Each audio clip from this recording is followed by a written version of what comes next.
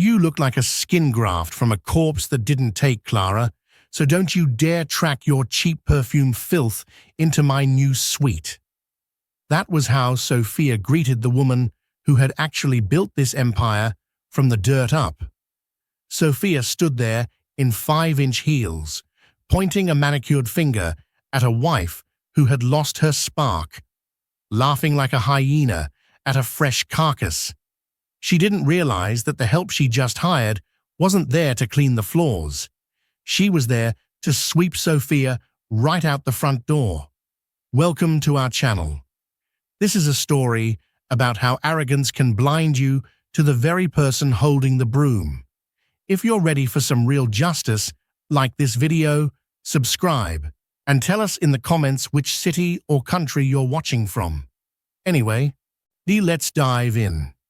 The Penhaligon estate occupied 4 acres in the wooded hills outside Greenwich, Connecticut. The house itself was a study in restraint. No columns, no fountain, just clean limestone and glass that caught the morning light without showing off. Inside, the kitchen was a surgical theater of stainless steel and white marble. Sterling had commissioned it 7 years ago when Clara still cooked. Now it served as Sophia's laboratory for control. It was 6:47 a.m.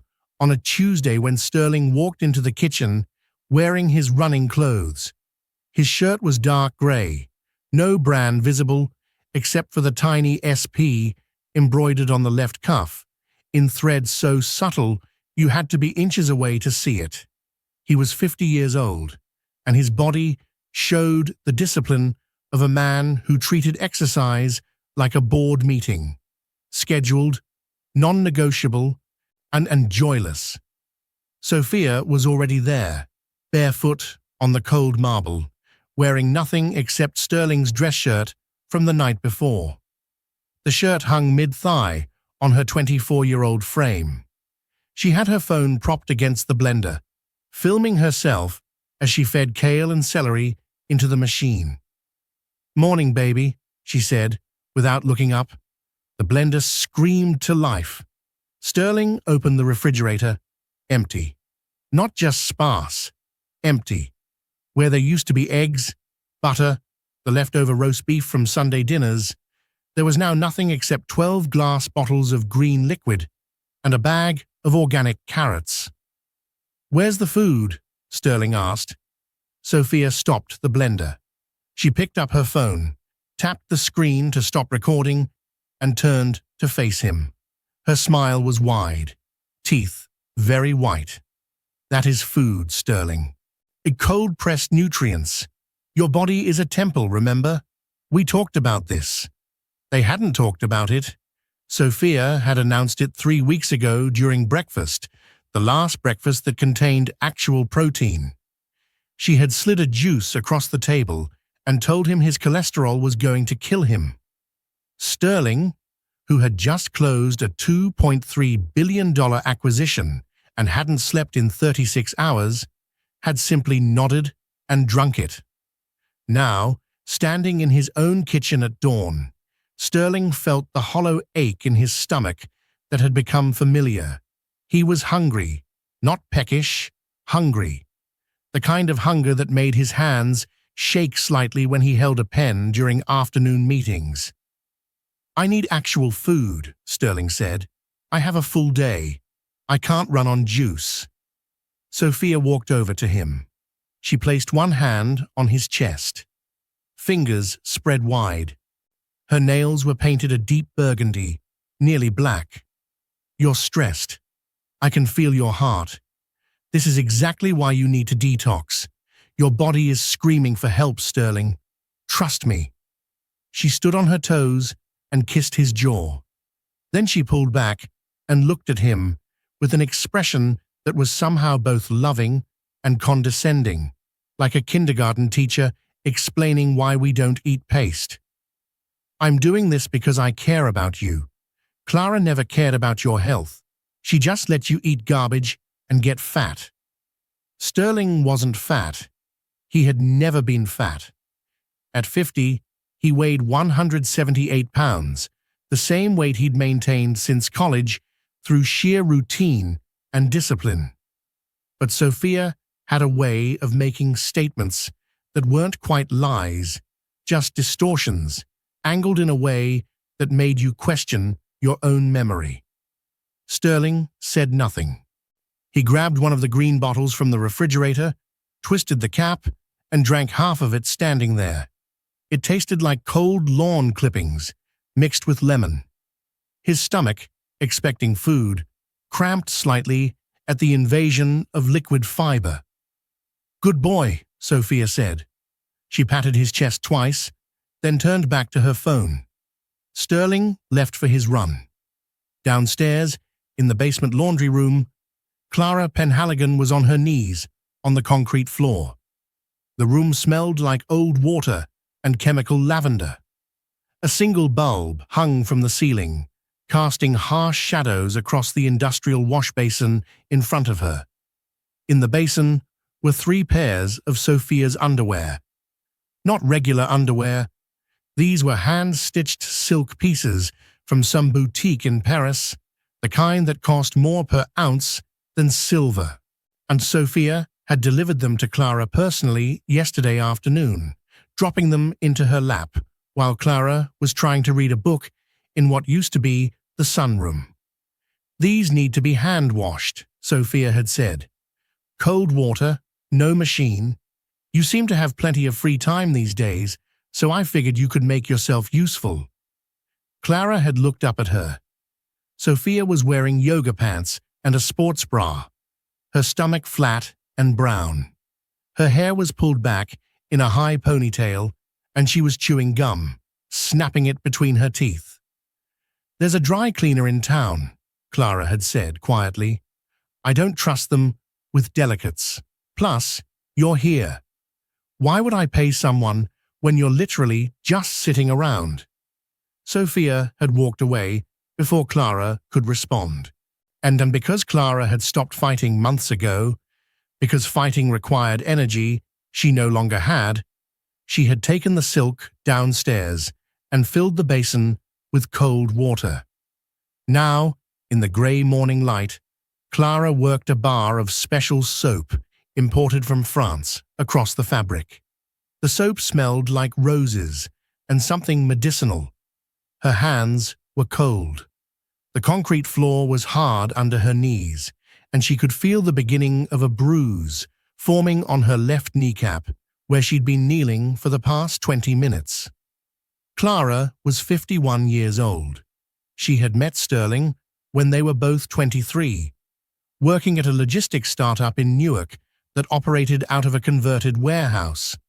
Sterling had been in operations, and Clara had run the books. They had built the company together, sleeping 4 hours a night, and eating dollar slices of pizza, convincing truckers to give them credit. When Sterling bought out their original partners and renamed the company Penhaligon Global Logistics, Clara's name wasn't on the paperwork, not because Sterling had cheated her, but because she had insisted he take the primary stake. She told him he was the visionary. She was just good with numbers. By 35, they had made their first 100 million. By 40, they had holdings in 17 countries. Clara had been the one to negotiate the Shanghai contract, the one that made Sterling's name known beyond logistics circles. She spoke Mandarin fluently, had spent 6 months living in a hotel near Pudong, eating street food and walking through shipping facilities at dawn to understand the culture of the docks. Now she was in her own basement, scrubbing another woman's underwear because she was too tired to fight. She heard footsteps above her. Sterling's office was directly overhead. She knew his schedule without thinking about it. He'd shower, dress, eat whatever Sophia had prepared, then spend 90 minutes on calls before his driver arrived at 9:15. Except now, he wasn't eating. He was drinking green liquid and slowly starving. Clara rinsed the silk under cold water and hung each piece on a drying rack Sophia had installed specifically for this purpose. Then she went upstairs to the kitchen. Sophia was gone. The blender sat in the sink, unwashed, with green residue drying on the sides. The counter was covered in kale stems and celery ends. Clara started to clean it, but stopped when she saw the note. It was written on expensive cardstock in Sophia's looping handwriting. "Don't forget to scrub the guest bathroom. It smells like old lady." Clara crumpled the note and threw it in the trash. Then she poured herself a glass of water from the tap and drank it, standing at the sink, looking out at the garden Sterling had planted 15 years ago. The roses needed pruning. No one had touched them since last summer. Sterling sat at his desk at 8:30 a.m., feeling lightheaded. His assistant had sent him the quarterly reports an hour ago, and he'd been staring at the same page of numbers for 20 minutes without retaining anything. The figures blurred. His concentration, usually sharp as a knife at this hour, was gone. He stood up to get water and felt a momentary dizziness. His hand shot out to steady himself against the desk. This was ridiculous. He was 50 years old, running a $50 billion company, and he was starving himself because a 24-year-old told him juice was healthier than breakfast. He walked to the kitchen. The blender was still in the sink. Sophia was in the master suite, his and Clara's old bedroom, on a Zoom call with her personal trainer. He could hear her laughing through the closed door. Sterling opened the refrigerator again, hoping something had magically appeared. It hadn't, just juice. He grabbed his phone and called his driver. "Change of plans. I need you here in 15 minutes. We're stopping at that diner on Route 1 before the office." 12 minutes later, Sterling was in the back of his car, eating a bacon and egg sandwich wrapped in foil. The egg was overcooked, the bacon was greasy, and it was the best thing he'd tasted in weeks. He ate it in 4 bites, feeling almost ashamed of his hunger, then wiped his hands on a napkin and checked his email as if nothing had happened. But something had happened. For the first time in months, Sterling noticed he was living in a way that made no sense. Mrs. Dorothy Higgins arrived at the Penhaligon estate on a Thursday at exactly 7 a.m. She drove herself in a 1998 Toyota Camry that had 240,000 miles on it and ran perfectly because she changed the oil every 3,000 miles without fail. She parked in the staff area behind the garage and walked to the service entrance carrying a single canvas bag containing her work shoes, a thermos of black coffee, and a book on the decline of the Roman Empire. She was 65 years old, and she had worked in houses like this for 43 years. She had seen everything. Sophia opened the door, wearing a silk robe and slippers with fur trim. Her face was bare of makeup, and she looked younger without it. Not innocent, just unfinished. "You must be Dorothy," Sophia said. She didn't offer her hand. "Mrs. Higgins," Dorothy corrected. Her voice was neutral, professional. Sophia blinked. "Right. Well, come in. I'll show you around." The house was beautiful and lifeless. Dorothy noticed this immediately. The furniture was expensive, but arranged like a showroom. No books left open on tables, no coffee rings, no photographs, except for a few formal portraits that looked professionally staged. The kind of house where people lived but didn't actually settle. Sophia walked her through the main floor quickly and waving at rooms dismissively. "Living room, dining room, Sterling's office. Don't go in there. Library, sunroom, and here's the kitchen." The kitchen was immaculate, except for the blender in the sink. "Your main job is keeping everything clean and cooking meals. I eat clean, mostly raw vegetables and juice. Sterling is on the same diet now. No meat, no dairy, no processed anything. I have a list. She handed Dorothy a printed sheet. The list was titled Approved Foods in capital letters and contained exactly 14 items: kale, spinach, celery, cucumber, beets, carrots, apples, lemons, ginger, turmeric, chia seeds, flax seeds, hemp hearts, and coconut water. Dorothy read it without expression. Then she looked up at Sophia. "And Mrs. Penhaligon? What does she eat?" Sophia's smile tightened. "Clara can eat whatever she wants. She's not really... She doesn't join us for meals. She has her own thing." "I see," Dorothy said. She folded the list and put it in her pocket. Sophia showed her the rest of the house. The master suite, which had clearly been redecorated recently, smelled like expensive candles and perfume. Sophia's clothes were everywhere, draped over chairs, hanging on the bedposts, scattered across the floor near the walk-in closet. "I need this tidied every day," Sophia said. "And my shoes. Some of them need special care. I'll show you which ones." She led Dorothy to the closet. There were approximately 60 pairs of shoes arranged on custom shelves. Sophia pulled down a pair of black stilettos with red soles. "These need to be cleaned by hand. There's a special brush and cream in that drawer. Same with all the heels. And on my handbags, you'll need to stuff them with tissue when they're not in use so they keep their shape." Dorothy nodded. She had done this before. Insecure women always needed their shoes handled with reverence, as if the objects themselves held power. "Where is Mrs. Penhaligon's room?" Dorothy asked. Sophia's jaw tightened slightly. "Oh, she's in the guest wing, third door on the left. She'll probably want you to clean in there too, but honestly, she's very low maintenance. I'm the one who keeps this house running, so focus on my needs first." Dorothy made a mental note: insecure and territorial. "And Mr. Penhaligon?" "Sterling works. A lot. You'll barely see him. He leaves early, comes home late. I handle all his personal needs." "Understood," Dorothy said.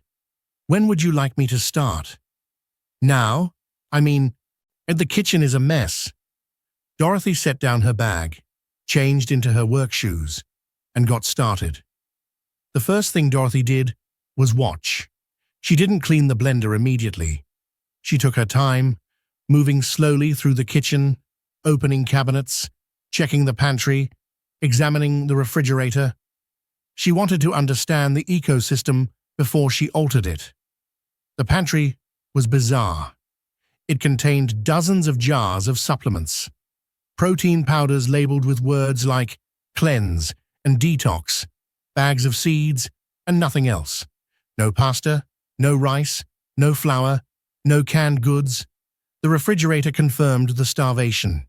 Just juice and vegetables. Dorothy closed the refrigerator and stood there for a moment, thinking. A man didn't build a $50 billion company by drinking kale juice. He built it by making decisions. And you couldn't make decisions when your brain was starving for glucose and fat. She washed the blender. Then she mopped the kitchen floor, vacuumed the main rooms, and by 11 a.m. had a basic understanding of how the house functioned. Sophia spent most of the morning in the master suite on her phone.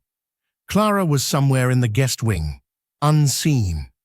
Sterling was at the office. At noon, Dorothy made lunch. She blended kale, cucumber, lemon, and ginger, poured it into a glass, and brought it to Sophia in the master suite. Sophia took it without looking up from her phone. "Thanks." Dorothy went back to the kitchen.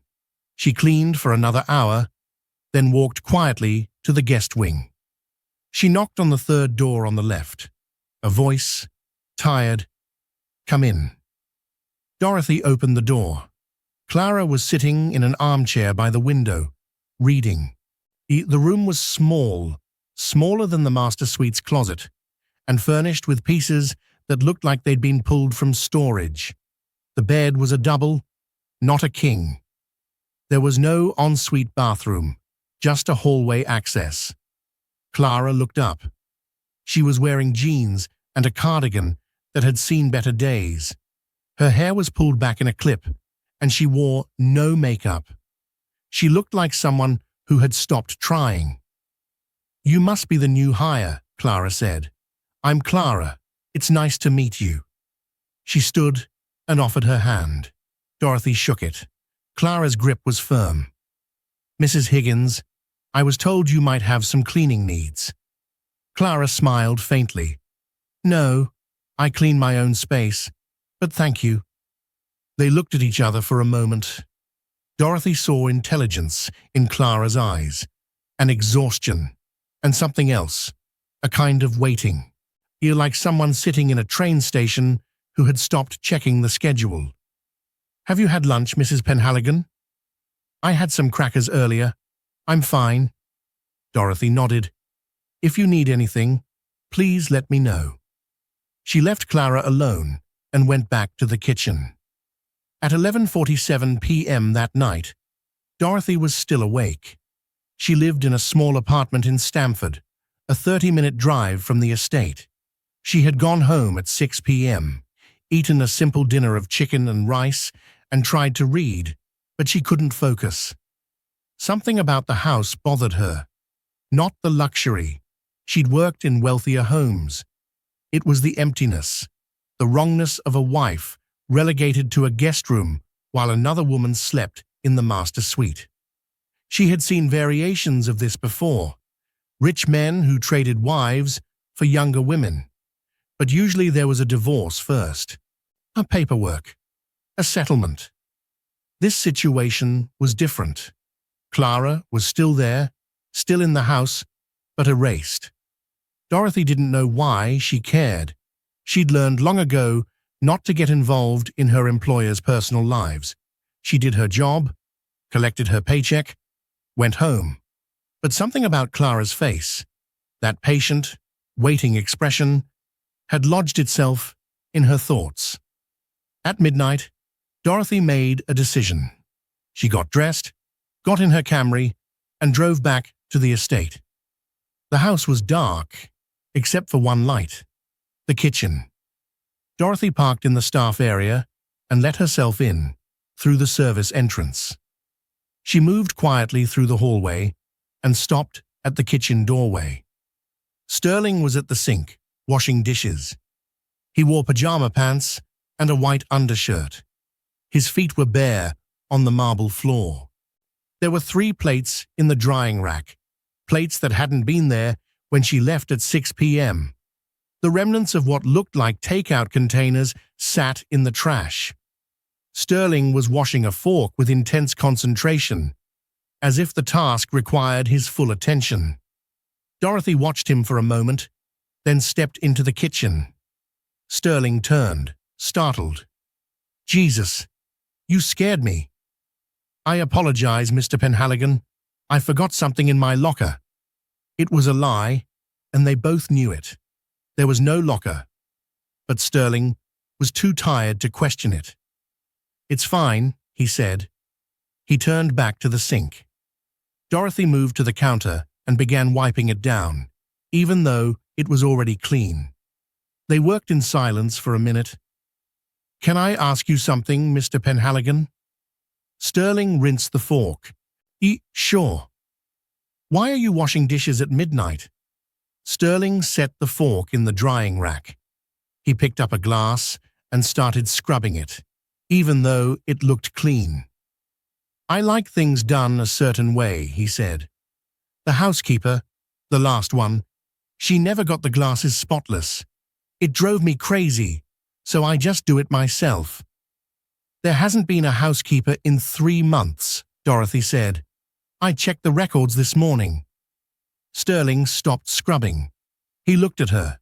His face was drawn, and in the harsh kitchen light, he looked older than 50. "No," he said slowly. "I guess there hasn't." Dorothy finished wiping the counter. She folded the cloth and set it by the sink. "What did you eat tonight, Mr. Penhaligon?" Chinese food. From that place on Post Road. Was it good?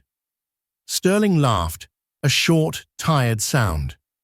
It was okay, and I ate it in my car in the driveway, like a teenager sneaking cigarettes. Dorothy nodded. She understood now. This was a man starving in his own home, sneaking food in his own driveway, washing dishes at midnight because it was the only household task he was allowed to control. "Would you like me to cook for you?" Dorothy asked. "Real food, I mean, not juice." Sterling looked at her for a long moment. Then he shook his head. "Sophia has strong opinions about diet. She's very health-conscious." "I see. And do you share those opinions?" Sterling set down the glass. He turned off the water and dried his hands on a towel. "I don't know anymore," he said quietly. "I used to know what I wanted. Now, I just try to keep the peace." He left the kitchen without saying goodnight. Dorothy stood there alone, looking at the spotless dishes drying in the rack. Then she opened the refrigerator and stared at the bottles of green juice. She had seen enough. Over the next week, Dorothy established a routine. She arrived at 7 a.m., made Sophia's juice, cleaned the house, and left at 6 p.m. She was polite and efficient and gave no indication that anything was wrong. But every night, she returned. The first night she came back at 1 a.m. and found Sterling in his office, eating a turkey sandwich he'd made himself. She didn't announce herself, just watched from the darkened hallway. He ate quickly, almost guiltily, then threw the evidence away and went upstairs. The second night, she parked down the road and walked to the house. Sterling wasn't in the kitchen. She moved through the first floor carefully, checking rooms. She found him in the library, asleep in a chair with his laptop open on his legs. On the screen was an email he'd been composing, something about the Shanghai contract. Dorothy closed the laptop gently, draped a blanket over him, and left. The third night, she brought ingredients. At 2 a.m., Dorothy stood in the Penhaligon kitchen and prepared a pork roast. Not a small one, a 4-pound shoulder that she'd been marinating for 2 days in her own refrigerator.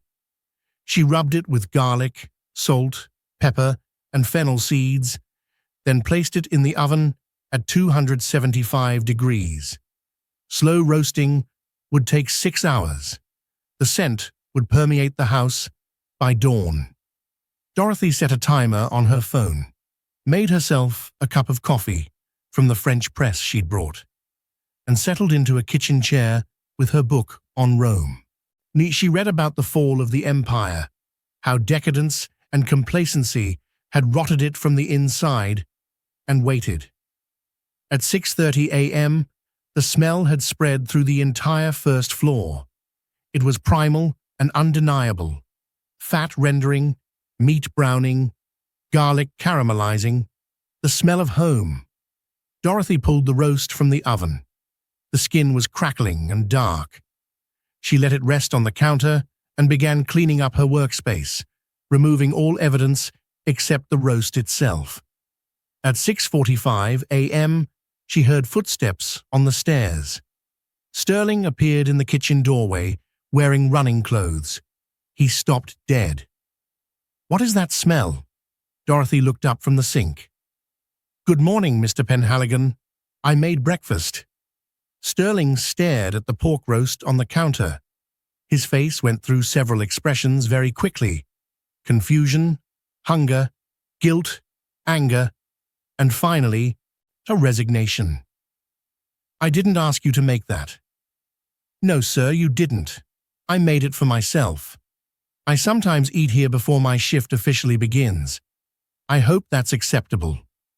It was a lie, and they both knew it, but it gave Sterling plausible deniability. He walked to the counter. He stood there looking at the roast, and Dorothy saw his throat move as he swallowed. His hands were trembling slightly. "That's a lot of food for one person," he said. "Yes, sir, it is. I was planning to take most of it home, but you're welcome to have some if you'd like." Sterling didn't answer. He just reached out, tore off a piece of the crispy skin with his fingers, and ate it. His eyes closed. He chewed slowly, thoroughly, as if trying to memorize the taste. Then he opened his eyes and looked at Dorothy. "Thank you." "You're welcome, sir." He left for his run. But this time, Dorothy noticed, he didn't take a bottle of juice with him. Sophia appeared in the kitchen at 10 a.m., already irritated. "What is that smell? Did something burn?" Dorothy was mopping the floor. "I prepared some food for myself earlier. I apologize if the smell bothered you." Sophia wrinkled her nose. "It smells like a butcher shop. This is a clean-eating household, Dorothy. I don't want those kinds of smells here. It's toxic." "Understood, Miss Sophia. It won't happen again." But it did happen again. The next night, Dorothy made beef stew. The night after that, roasted chicken with rosemary. Each time, she timed it so the smell would fill the house at dawn, when Sterling was most vulnerable. And each morning, Sterling appeared in the kitchen and ate. They never discussed it. He would take a plate, he eat standing at the counter, and then leave for work. Sophia, who slept late, never saw it happen. But slowly, Sterling began to change. His hands stopped shaking. His face lost that grey, exhausted tint. He stood straighter. And Dorothy noticed something else. He started staying home for dinner. On the 11th day of Dorothy's employment, she found the camera. She was cleaning the master suite while Sophia was at a yoga class. The room was its usual disaster. Clothes everywhere, makeup scattered across the vanity, shoes kicked off near the bed. Dorothy worked methodically, hanging garments, organizing cosmetics, returning shoes to the closet. She was repositioning a decorative vase on the dresser when she noticed the lens. It was tiny and embedded in the base of what looked like a regular smoke detector mounted on the wall opposite the bed. But the angle was wrong for a smoke detector. Too low, too focused. Dorothy stood very still. Then she took out her phone and pretended to check a message while positioning the camera to photograph the device. She took 3 pictures from different angles, then continued cleaning as if nothing had happened. That night at home, Dorothy zoomed in on the photos. Definitely a camera. Wireless, probably feeding to cloud storage or a local device. The question was, who had installed it and why? She thought about the house's dynamics. Sophia controlled everything. The food, the sleeping arrangements, Sterling's schedule. But a camera in the bedroom suggested either paranoia or documentation. Someone wanted evidence. The next morning, Dorothy arrived early and went straight to Sterling's office. She had watched the house's patterns carefully over the past 2 weeks and knew that Sterling kept files in a locked cabinet behind his desk. The key was in his top drawer, hidden under a stack of business cards. Dorothy unlocked the cabinet. Inside were personal documents, birth certificates, passports, insurance policies, and a folder labeled Household. She opened it. Inside were installation receipts for home security equipment, dated 4 months ago. The company was called SecureView Home Systems. The invoice listed 4 cameras: front door, garage, library, and master bedroom. Sterling had installed the cameras, not Sophia. Dorothy photographed the receipt and returned everything to its place. Then she went to the kitchen and started breakfast. At 2 a.m. that night, Dorothy returned to the house with a different kind of equipment. She had called in a favor from her nephew, a security technician, who had provided her with a device that could detect wireless camera signals and, more importantly, download recent footage if the camera used standard encryption. It took her 40 minutes to connect to the master bedroom camera's feed and download the last 30 days of footage to a portable hard drive. Then she erased her digital footprints and left. Dorothy spent the entire next day watching footage. She fast-forwarded through hours of Sophia sleeping, getting dressed, doing yoga on the bedroom floor. Then, on day 23 of the footage, she found something. It was 11 p.m. Sophia was in bed, propped against pillows, talking on her phone. The audio was clear. "Baby, I know, no, he doesn't suspect anything. Of course I'm faking it. Do you think I actually enjoy sleeping with him? He's 50 years old and predictable as a fucking metronome. It's like sleeping with a robot programmed for missionary position. I know, but the money, Diego. The money makes it worth it. I sent you $50,000 last week. Did you not get it? Well, check again. I transferred it from his secondary account. He never checks that one. No, I can get more. He's stupid about money. He has so much, he doesn't even notice. I love you too. I'll see you Friday when I tell him I'm going to my mother's. Okay, baby. Bye." Dorothy stopped the footage. Then she rewound and played it again, recording it to her phone. She continued through the footage. 2 days later, there was another call. Then, another. In total, she found 7 conversations where Sophia explicitly discussed using Sterling for money, insulted his appearance and performance, and planned meetings with someone named Diego. The most damning footage came from 5 days ago. Sterling wasn't in the frame, but his voice was clear. He was asking Sophia about something. Dorothy rewound to catch the full context. Sterling's voice: "Did you use my card to pay for a hotel in Manhattan?" Sophia, filing her nails: "What? No, why would I do that?" Sterling: "There's a charge here for $1,200 at the plaza." Sophia, not looking up: "Oh, that. Yeah, my friend was in town and needed a place to stay. I told her she could put it on your card. Is that a problem?" Sterling: "You didn't ask me." Sophia, finally looking at him: "Sterling, it's $1,200.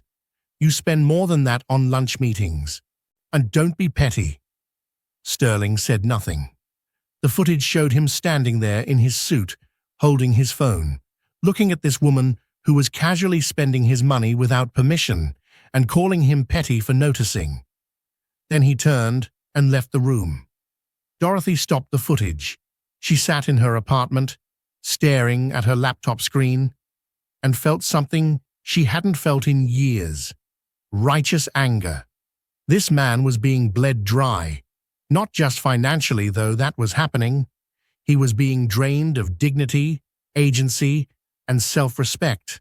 And Clara, who had built the company alongside him, was being erased in her own home. Dorothy made a decision. She wasn't just going to clean this house. She was going to fix it. The quarterly board dinner was Sterling's idea. Though he'd forgotten, he'd scheduled it. His assistant had reminded him 2 days prior. "Mr. Penhaligon, the board members are expecting dinner at your home on Friday evening. 6 people total. Shall I confirm catering?" Sterling, distracted during a meeting, had said yes. Then, the night before, he'd mentioned it to Sophia. They were in the master suite. Sophia was moisturizing her legs, sitting on the edge of the bed in a towel. "I have a board dinner tomorrow night," Sterling said, "here at the house." Sophia stopped mid-motion. "What? Why didn't you tell me?" "I just remembered. It's on my calendar. I do it quarterly." "Sterling, I'm not prepared to host a formal dinner. I don't even know how many people." "6, including me. It's fine. We'll have it catered. Sophia set down the lotion. Her jaw was tight. You can't just spring this on me. This is my house too. I need time to prepare. Sterling almost pointed out that it wasn't actually her house, that her name was on no deed, no title, no document. But he was too tired. I'll handle it. You don't need to do anything. What about Clara? Sophia said suddenly. Is she going to be there? Because that's humiliating for me, Sterling. Having your ex-wife at a dinner I'm supposed to be hosting. She's not my ex-wife. She's my wife. The words came out before Sterling could stop them. They hung in the air between them, sharp and undeniable. Sophia stared at him. What? Sterling sat down on the chair by the window and rubbed his face. Nothing. Forget it. Clara won't be at dinner. I'll make sure of it. But he didn't forget it, and neither did Sophia. The next morning, Dorothy arrived at 6 a.m. to find a note from Sophia taped to the kitchen counter. Board dinner tonight, 6 people, juice cleanse appetizers, raw vegetable entree, fruit for dessert. No meat, no dairy, no cooked food. This is non-negotiable. Dorothy read the note twice. Then she folded it, put it in her pocket, and walked to the guest wing. She knocked on Clara's door. It took a minute, but eventually Clara opened it. She was wearing a robe and looked like she'd just woken up. Mrs. Higgins, is everything all right? May I come in? Clara stepped aside. Dorothy entered and closed the door behind her. There's a board dinner tonight, Dorothy said. I need your help. They spent the morning planning.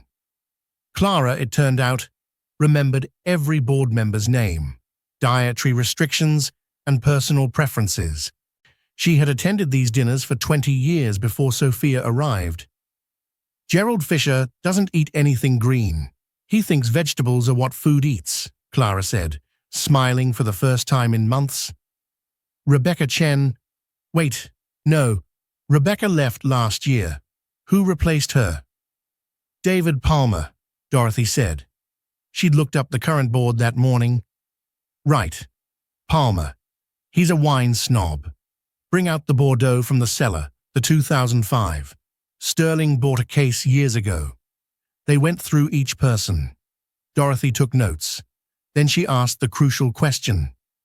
What's Mr. Penhaligon's favorite meal? Clara didn't hesitate. Pork roast. The way his grandmother made it. Garlic, fennel, slow-cooked. I used to make it for him on Sundays. She paused. I haven't cooked for him in 2 years. Would you like to help me make it today? Clara looked at her. Something shifted in her expression. Not hope exactly, but the memory of hope. Yes, I'd like that very much. They cooked all day. Dorothy handled the meat. Clara prepared the sides. They made roasted potatoes with rosemary, green beans with shallots, a Caesar salad from scratch. For dessert, Clara made Sterling's favorite, apple tart with vanilla ice cream. At 4 p.m., Sophia walked into the kitchen and stopped dead. The counters were covered with food, real food. The smell was overwhelming. Garlic, pork, butter, herbs. Clara was at the stove, stirring something, wearing an apron Dorothy had found in storage. She looked up when Sophia entered. What the hell is this? Sophia said. Dinner, Clara said simply. I left specific instructions. Juice and raw vegetables. This is completely unacceptable. Dorothy stepped forward. Miss Sophia, with respect, this is a business dinner. The board members expect a certain standard. I've catered these events before. Raw vegetables won't suffice. I don't care what the board expects. This is my house, and I set the menu. Get rid of all of this and make what I asked for. Clara turned off the stove. She untied her apron slowly and set it on the counter. Then she looked at Sophia with an expression that was perfectly calm. "No," Clara said. Sophia's face flushed. "Excuse me?" "I said no. This is Sterling's house. It's also my house. And if you want these board members to eat juice, you'll have to serve it yourself, because Dorothy and I are making real food." For a moment, no one moved. Sophia looked between Clara and Dorothy, her mouth opening and closing like she was trying to find words. Finally, she turned and stormed out, her heels clicking violently against the marble. Dorothy and Clara looked at each other. Then, simultaneously, they started laughing. It was quiet at first, then louder, until they were both leaning against the counter, laughing like they'd just gotten away with something impossible. The board members arrived at 7 p.m. Sterling greeted them at the door, wearing a suit and looking genuinely pleased to see them. He led them to the dining room, where the table had been set with the good china. Clara's china, the set she'd chosen 15 years ago. Sophia was already there, wearing a black dress and heels, her smile rigid. She kissed Sterling on the cheek when he entered and played the gracious hostess, pouring wine and making small talk. Then Dorothy brought out the first course. It was the Caesar salad, served on chilled plates with fresh parmesan shaved on top. The board members made approving sounds. Gerald Fisher took a bite and said, "Now this is food. I was worried we'd be drinking kale juice all night." Everyone laughed. Sophia didn't. The main course arrived. The pork roast, sliced thin and arranged on a platter, surrounded by roasted vegetables. The smell filled the dining room. Sterling looked at the platter, then at the kitchen doorway where Dorothy stood. Their eyes met. He knew exactly who had made this. "This looks incredible," David Palmer said. "Sterling, and you didn't tell me you had a Michelin-level chef." "Dorothy is excellent," Sterling said quietly. "We're lucky to have her." Dorothy served each person. When she got to Sophia, she placed a different plate in front of her, a bowl of raw kale, celery, and cucumber drizzled with lemon juice. Sophia stared at the bowl. Then she looked up at Dorothy. "What is this?"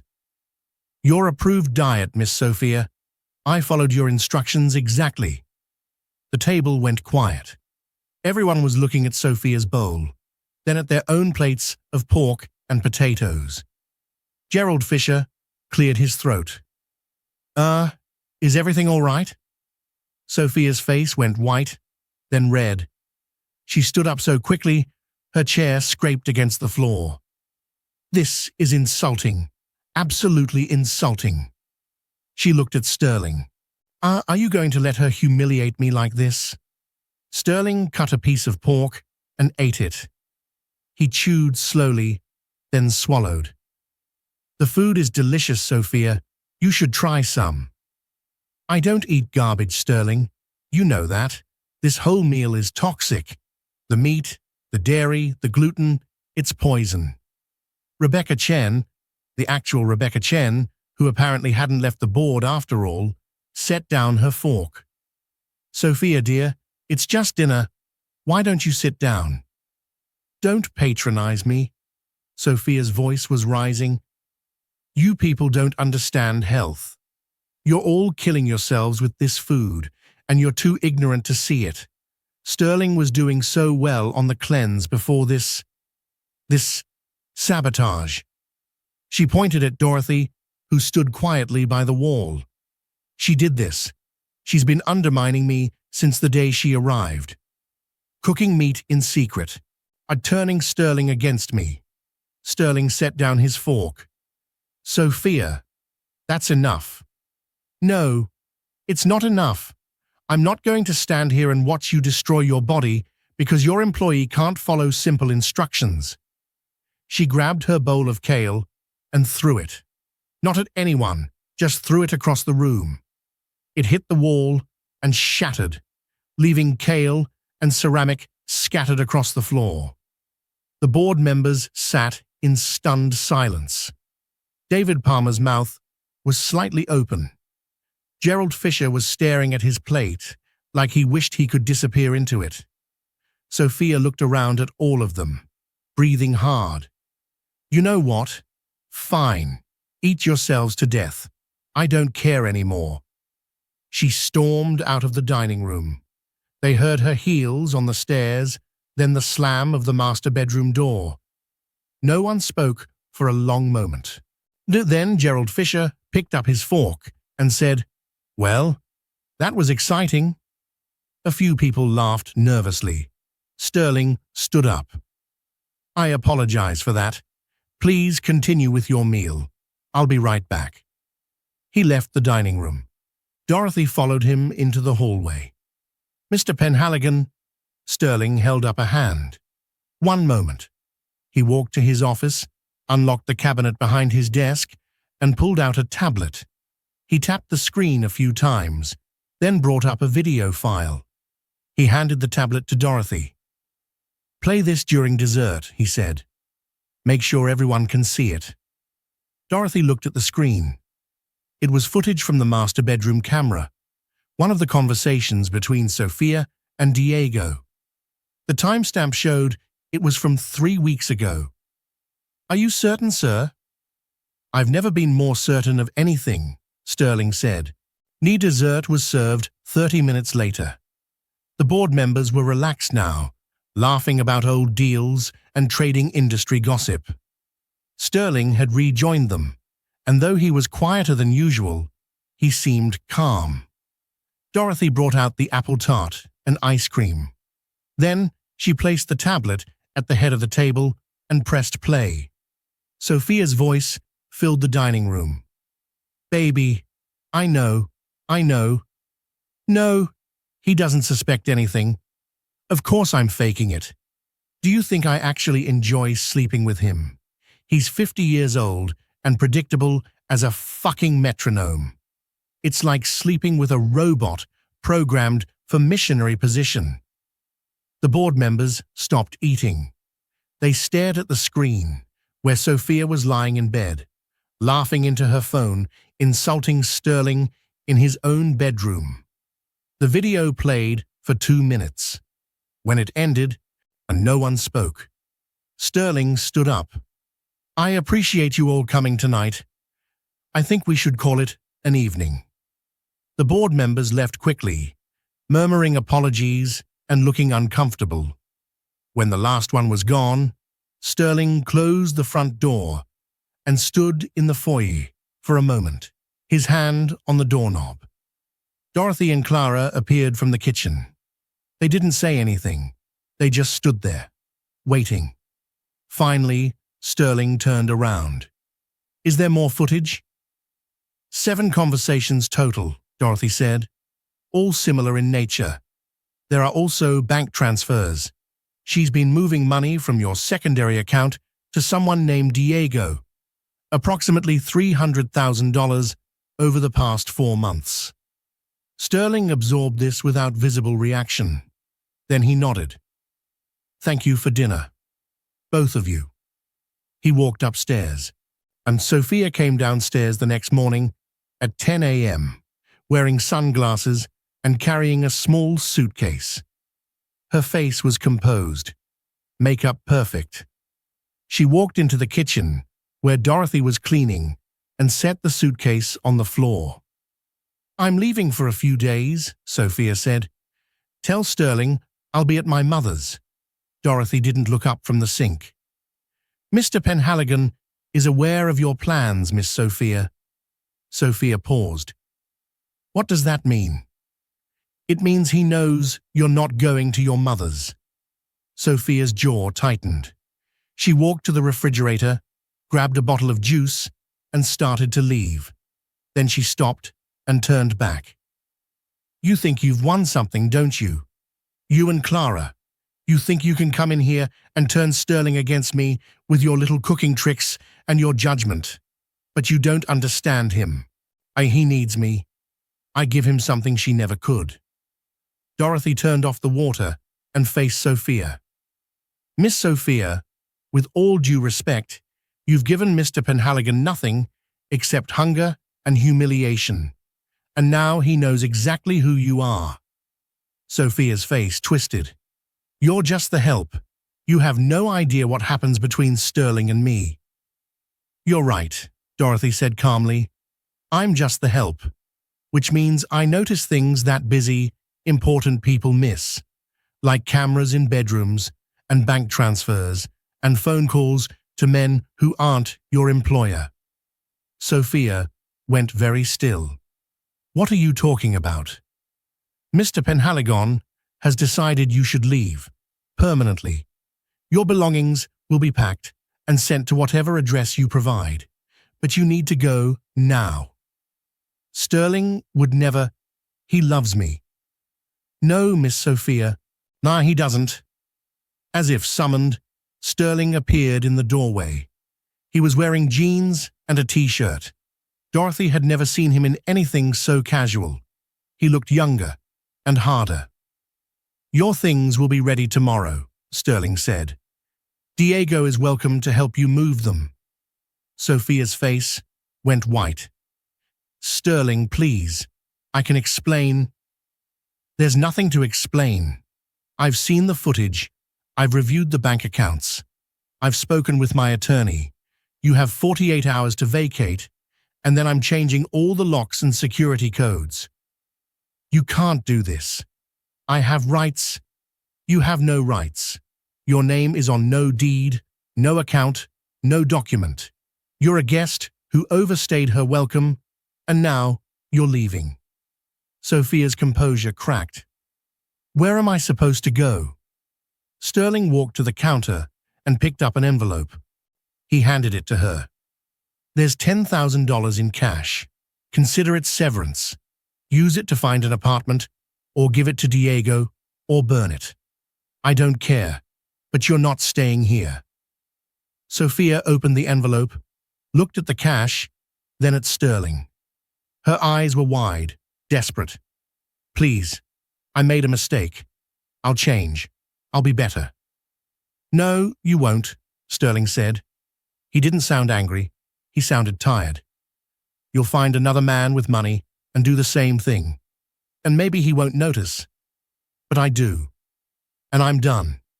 He turned and walked out of the kitchen. A moment later, they heard his office door close. Sophia stood there holding the envelope, breathing hard. Then she looked at Dorothy. "This is your fault." "No, Miss Sophia," Dorothy said quietly. "This is yours." Sophia grabbed her suitcase and left. But the front door slammed hard enough to rattle the windows. Clara appeared in the kitchen an hour later. She was wearing actual clothes, a blouse and slacks, and had put on makeup. She looked like herself again. "Is she gone?" Clara asked. "Yes, ma'am." Clara sat down at the kitchen table.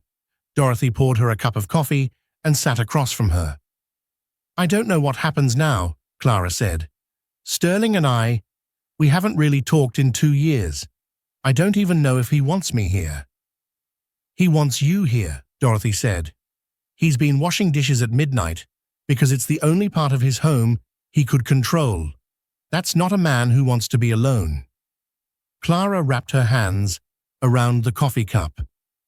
"Did you really find cameras and recordings?" "Yes, ma'am.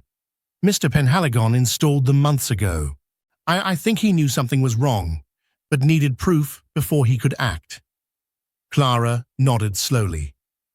"That sounds like Sterling. He doesn't do anything without data." They sat in comfortable silence for a moment. Then Clara looked at Dorothy. "Thank you," Clara said. "I know you didn't have to do any of this. You could have just cleaned the house and taken your paycheck, but you didn't." Dorothy shrugged. "I've worked in a lot of houses, Mrs. Penhaligon. Most of them are just jobs. But sometimes you see something that's wrong, and you have to fix it. Not because you're getting paid, but because it's the right thing to do." Clara smiled. It was a real smile this time, reaching her eyes. "What should I do now?" I'd suggest moving your things back to the master suite, Dorothy said, and then maybe cooking dinner for your husband. He's been living on takeout and guilt for too long. Clara stood up. You know what? I think I will. 2 weeks later, Dorothy arrived at the house and found Clara in the kitchen, making breakfast. Sterling was at the table, reading the newspaper and eating eggs and bacon. He was wearing reading glasses Dorothy had never seen before, comfortable, lived-in glasses, not the expensive designer frames he wore to the office. Good morning, Mrs. Higgins, Clara said. She was humming. Good morning, Mrs. Penhaligon, Mr. Penhaligon. Sterling looked up and nodded. Dorothy. The house felt different, not perfect. There were still coffee mugs left out, mail scattered on the counter, a pair of shoes by the door. But it felt lived in, real. Dorothy started her work, moving through rooms she now knew intimately.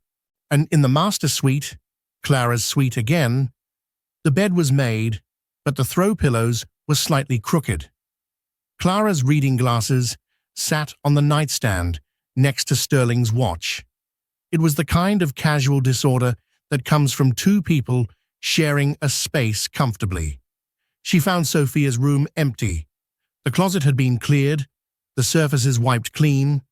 The only evidence she'd ever been there was a single broken nail glued to the baseboard, which Dorothy swept up and threw away.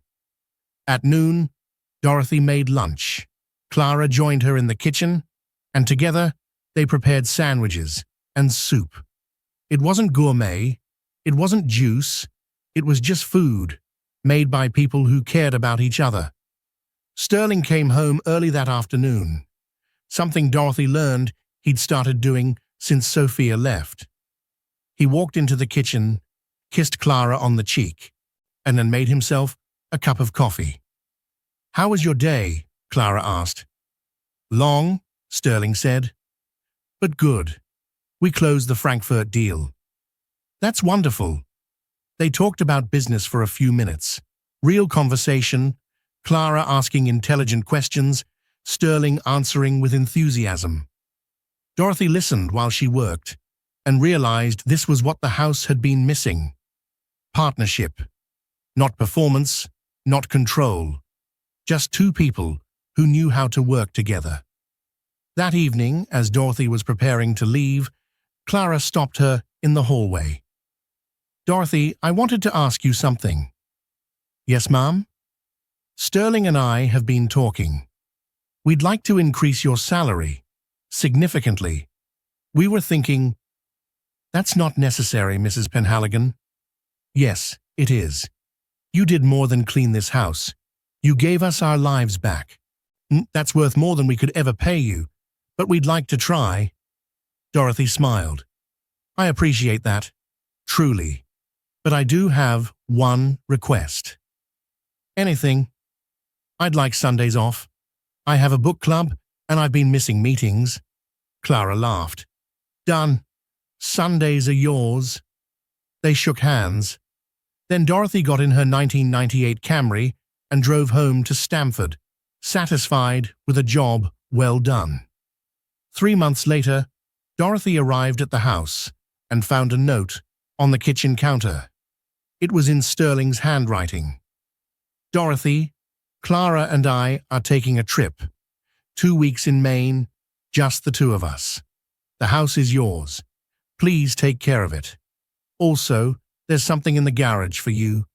Consider it a late Christmas present. Sterling. Dorothy walked to the garage and found a car, a brand new Toyota Camry, dark blue, with a bow on the hood. The keys were on the front seat with another note. You deserved better than 240,000 miles. Thank you for everything. Dorothy stood there for a long moment, looking at the car. Then she did something she rarely did. She cried, just a little. Then she wiped her eyes, got in the new Camry, and drove it home. The old Camry, she decided, would go to her nephew. It still ran perfectly. justice was served, and the real queen is finally back where she belongs. Subscribe for more stories where the arrogant get exactly what they deserve. Don't forget to like and comment your thoughts below.